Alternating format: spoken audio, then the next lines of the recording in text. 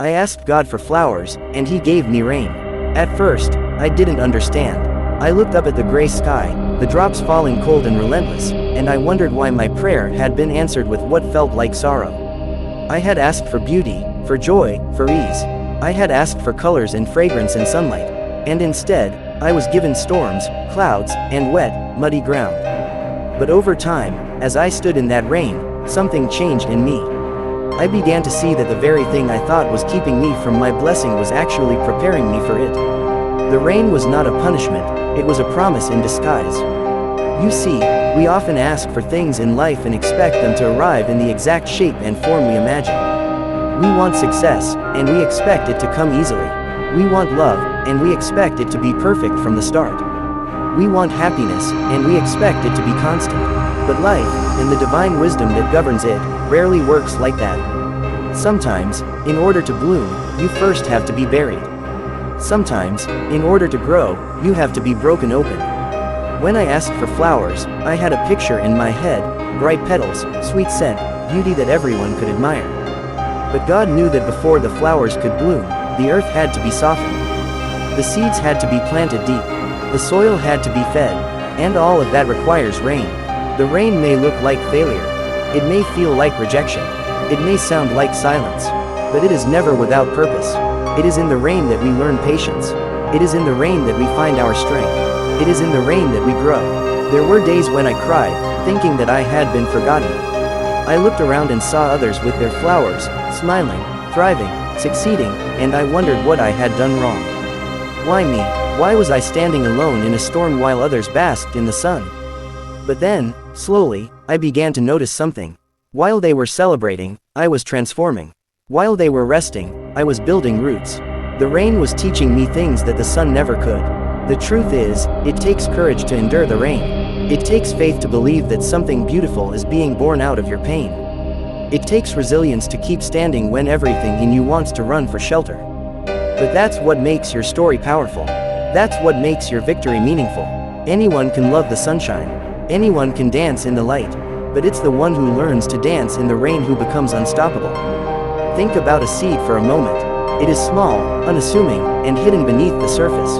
It is surrounded by darkness, pressed by the weight of the soil. And then the rain comes. At first, it seems like too much. The seed is drenched, overwhelmed. But then something miraculous happens.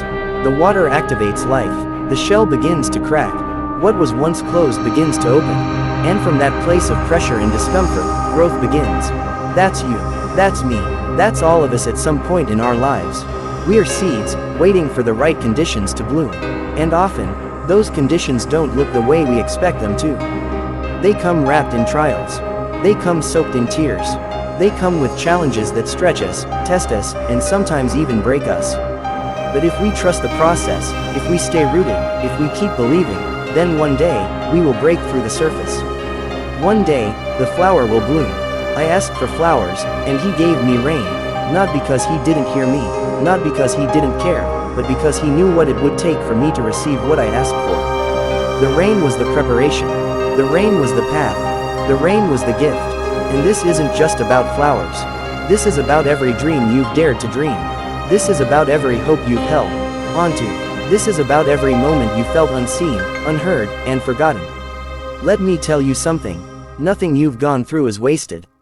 Every drop of rain has a purpose. Every hardship, every delay, every detour, they are shaping you into the person who can hold the blessing you asked for. Because blessings aren't just about receiving, they're about becoming. If you receive something before you're ready, it can break you. But if you grow into the person who can carry it, then it becomes a part of you. And that kind of blessing lasts. That kind of blessing multiplies. That kind of blessing changes not only your life, but the lives of everyone around you. So if you're in the rain right now, don't lose hope. Don't curse the storm. Don't wish it away too quickly. Stand in it, learn from it, let it do its work in you. Let it soften the hard places. Let it nourish the parts of you that have gone dry. Let it awaken the seed inside you. The greatest transformations often happen in silence, in solitude, in seasons that no one sees.